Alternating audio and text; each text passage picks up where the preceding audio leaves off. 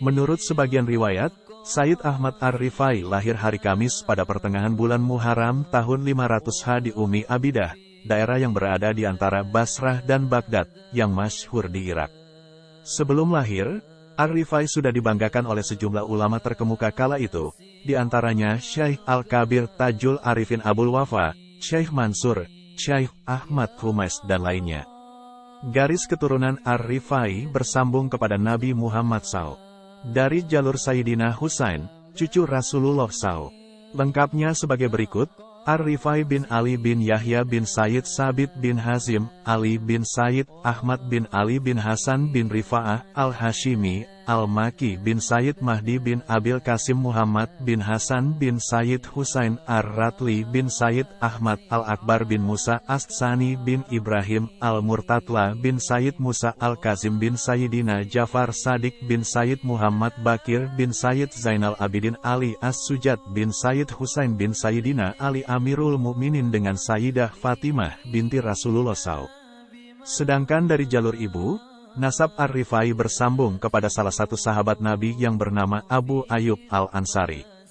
Syekh Ahmad Ar-Rifai rahimahullah wafat pada waktu duhur, hari Kamis 12 Jumadil Ula tahun 578 Pada hari wafatnya Syekh Ahmad Ar-Rifai, ribuan orang datang melayat. Beliau dikebumikan di kuburan Yahya Al-Bukhari di Bukhara. Syekh Imam Ahmad Ar-Rifai kecil lahir sebagai anak yatim. Beliau tidak pernah merasakan indahnya bercanda dengan sang ayah, tidak pernah merasakan hangatnya pelukan dan kasih sayang dari ayah tercinta. Beliau juga tidak pernah menerima petuah dan ilmu agama darinya.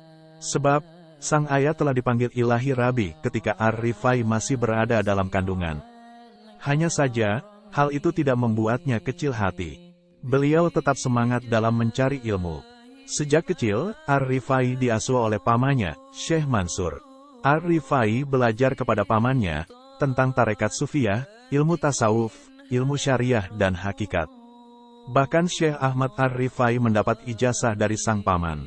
Sedangkan dalam ilmu fikih, Ahmad Ar-Rifai belajar kepada Abul Fadl Al-Wasiti yang dikenal dengan Ibnul Qori. Selain itu beliau juga belajar kepada beberapa ulama dengan rajin dan giat sampai berumur 27 tahun. Di antara gurunya adalah Syekh Abu Bakar Al-Wasti. Guru-guru beliau, Syekh Mansur, Abul Fadl Al-Wasiti, Syekh Abu Bakar Al-Wasti. Murid-muridnya banyak yang menjadi ulama terkenal, seperti Al-Arif Billah Al-Ghaus Sayyid Abul Hasan As-Syazili, pendiri Tariqah Syaziliyah.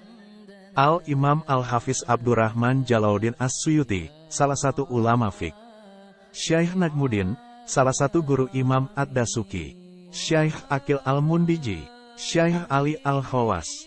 Karya-karya beliau dibukukan adalah Tafsir Surah Al-Qadr, At-Tariq ila Allah, Syarh at-Tanbih fi Al-Fiqh, Syarhu Al-Kitab at-Tanbih Lisi Syirazi, Ma'ani Bismillahirrahmanirrahim. Pada tahun 555 saat itu Syekh Ahmad Ar-Rifai berumur 43 tahun, beliau berangkat ke Mekah untuk melaksanakan haji. Setelah di Mekah beliau pergi ke Madinah untuk berziarah ke makam datuknya, Rasulullah SAW. Setelah sampai di Madinah, Ar-Rifai dan para jamaahnya menuju masjid makam Rasulullah SAW. Di Masjid Nabawi, saat itu nampak pada para jamaah, karomah Imam Ar-Rifai. Para jamaah melihat dengan mata kepalanya sendiri bahwa Rasulullah SAW menjawab salam dari Imam Ar-Rifai. Ar-Rifai berkata, "Assalamu alaikum wahai datukku." Lalu datang dari dalam hujrah Rasulullah suara, "Waalaikumsalam wahai anakku." Ar-Rifai lalu masuk ke dalamnya dalam keadaan gemetar dan menggigil, sehingga warna kulitnya menjadi kekuning-kuningan dan Ar-Rifai berlutut sambil menangis seraya berkata, "Dari kejauhan aku kirimkan ruhku untuk selalu mengingatmu sebagai perwakilanku, maka dalam kesempatan ini aku bisa melihat dengan seluruh jasadku padamu secara kasat mata. Maka aku mohon ulurkanlah tanganmu agar aku bisa mencium tanganmu." Syahdan, tangan Rasulullah SAW keluar dari makamnya, Ar-Rifai pun langsung menciumnya, sebagaimana yang diminta oleh Syekh Ar-Rifai. Semua jamaah haji yang ikut serta melihat dan mendengar langsung karomah Imam As-Syekh Al-Mursyid Al-Gads Az-Zahid Al-Arif Imamul Akbar Sayyid Abul Abbas Ahmad Ar-Rifai Al-Kabir. Kejadian ini 23 tahun sebelum Imam Ar-Rifai dipanggil di pangkuan Allah, wafat. Pada waktu Syekh Imam Ahmad Ar-Rifai mencium tangan Rasulullah SAW, beliau dibayat langsung oleh Nabi Muhammad SAW.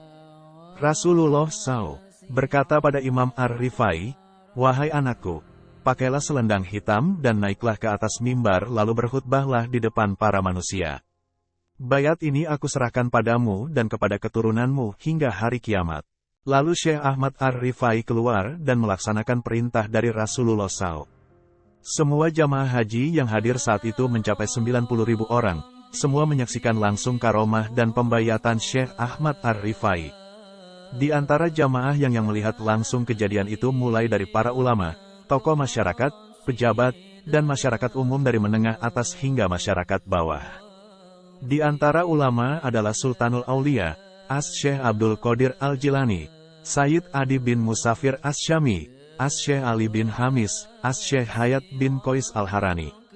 Pada suatu hari Syekh Ahmad Ar-Rifai diminta bantuan oleh teman-temannya untuk memeriksa kondisi tubuh seorang bocah yang terinjak-injak para pengunjung sebuah perhelatan malam.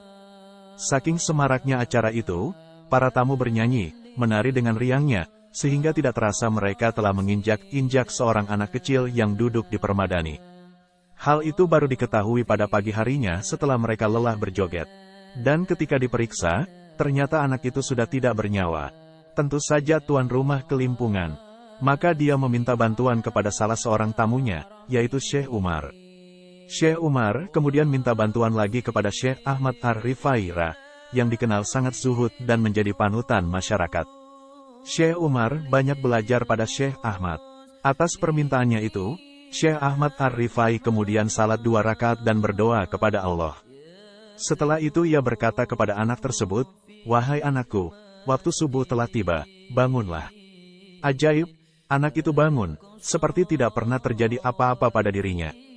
Salah satu dari sekian banyak budi pekerti yang diteladankan Syekh Ahmad Rifai adalah seringnya ia mengunjungi tempat orang-orang berpenyakit kusta. Ia tidak sekedar mengunjungi, tetapi mencuci bersih pakaian orang-orang berpenyakit kusta yang sangat menjijikkan menurut pandangan umum itu. Dipeliharanya orang-orang yang sedang sakit itu dengan mengantarkan makanan untuk mereka dan ia juga turut makan bersama-sama mereka tanpa merasa jijik. Ketika Syekh Ahmad Al-Rifai datang dari perjalanan dan telah dekat dengan kampungnya, maka dipungutnya kayu bakar. Setelah itu dibagi-bagikannya kayu bakar itu kepada orang-orang sakit, orang buta, orang-orang tua dan orang yang membutuhkannya. Syekh Ahmad Rifai berkata, "Mendatangi orang-orang yang semacam itu adalah wajib bagi kita dan bukan sekedar sunnah." Nabi SAW bersabda, "Barang siapa yang memuliakan orang tua muslim, maka Allah akan meluluhkan orang untuk memuliakannya jika ia sudah tua." Setiap berada di jalan, Syekh Ahmad Rifai selalu menunggu lewatnya orang buta, di mana saat ada orang buta lewat lalu dipegang dan dituntun serta diantar sampai ke tujuan. Syekh Ahmad Rifai memiliki kasih sayang bukan hanya kepada manusia, tetapi juga kepada binatang. Dikisahkan satu saat ada seekor anjing menderita penyakit kusta. Kemana saja anjing itu pergi, ia selalu diusir orang. Anjing itu kemudian dipelihara oleh Syekh Ahmad Al-Rifai. Anjing itu dimandikan dengan air panas, lalu diberi obat dan makanan, sampai anjing itu sembuh dari penyakit yang dideritanya. Kalau ada orang yang bertanya tentang apa yang telah diperbuatnya Syekh Ahmad Rifai selalu berkata, "Aku selalu membiasakan pekerjaan yang baik." Syekh Ahmad Rifai kalau kebetulan dihinggapi nyamuk akan membiarkannya. Beliau tidak mengizinkan orang lain untuk mengusirnya. Syekh Ahmad Rifai berkata, "Biarkanlah dia meminum darah yang dibagikan Allah kepadanya." Pada suatu hari ada seekor kucing sedang nyenyak tidur di atas lengan bajunya. Waktu salat telah masuk. Syekh Ahmad Rifai lalu menggunting lengan bajunya itu karena ia tidak sampai hati mengejutkan kucing yang sedang lelap tidur itu. Seusai salat, lengan bajunya itu diambil dan dijahit lagi. Jika ada orang minta dituliskan wafak, ashimah kepadanya, maka Syekh Ahmad Rifai akan mengambil kertas lalu ditulis tanpa pena. Anehnya, sewaktu ada orang memberikan kertas yang pernah ditulisnya tanpa pena setahun sebelumnya, ia menolak untuk menulis ulang di atas kertas itu sambil menjelaskan bahwa kertas itu sudah pernah ditulisinya. Budi pekerti mulia lain yang ditunjukkan Syekh Ahmad Rifai ialah beliau tidak mau membalas kejahatan dengan kejahatan. Apabila beliau dimaki orang, ia hanya menundukkan kepala dan bersujud mencium bumi dan menangis serta meminta maaf kepada orang yang memakinya. Syekh Ahmad Rifai pernah dikirimi surat oleh Syekh Ibrahim Al-Basiti yang isi suratnya merendahkan martabatnya. Syekh Ahmad Rifai berkata kepada orang yang menyampaikan surat itu, "Coba bacalah surat itu." Ternyata isi surat itu adalah, "Hai orang yang buta sebelah, hai Dajjal, hai orang yang membikin ditah, dan berbagai macam caci maki yang menyakitkan hati." Setelah pembawa surat itu selesai membaca surat, maka surat itu diterimakan kepada Syekh Ahmad Rifai. Dan setelah membaca, Syekh Ahmad Rifai berkata, "Ini semua benar, semoga Allah membalas kebaikan kepadanya." Lalu Syekh Ahmad Rifai berkata dengan bersyair, "Maka tidaklah aku peduli kepada orang yang meragukan aku. Yang penting menurut Allah, aku bukanlah orang yang meragukan." Sebentar kemudian Syekh Ahmad Rifai berkata, "Tulislah sekarang jawaban balasanku yang berbunyi. Dari orang rendah kepada tuanku Syekh Ibrahim. Mengenai tulisan Tuan seperti yang tertera dalam surat. Memang Allah telah menjadikan aku menurut apa yang dikehendakinya. Dan aku mengharapkanmu hendaknya sudi bersedekah kepadaku. Dengan mendoakan dan memaafkanku." Setelah surat balasan ini sampai pada Syekh Ibrahim Al-Basiti dan dibaca isinya, kemudian Syekh Ibrahim pergi. Menurut cerita, tidak ada seorang pun yang tahu kemana Syekh itu pergi. Berikut nasihat-nasihat beliau. "Aku telah mencoba menempuh semua jalan menuju kepada Allah SWT.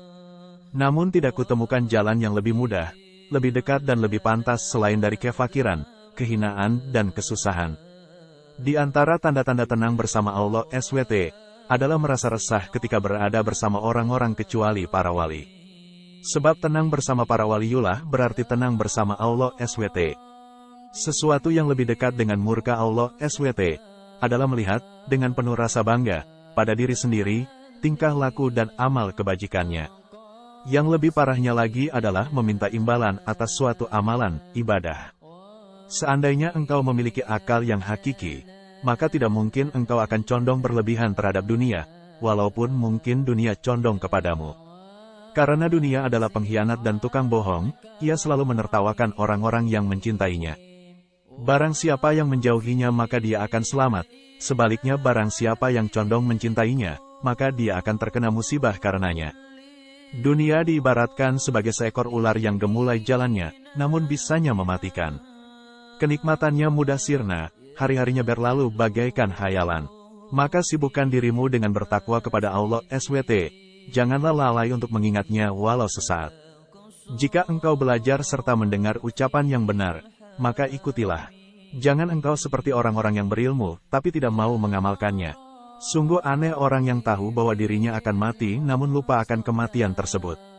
Sungguh aneh orang yang tahu bahwa dirinya akan berpisah dengan dunia namun dia tetap saja mencintainya. Kalian habiskan waktu dengan gurauan dan kelalaian, kalian isi hari-hari dengan khilaf dan maksiat. Lelucon kalian seolah seperti lelucon orang yang aman dari nelangsa, gurauan kalian seperti gurauan orang yang tidak akan mendengar hari kiamat.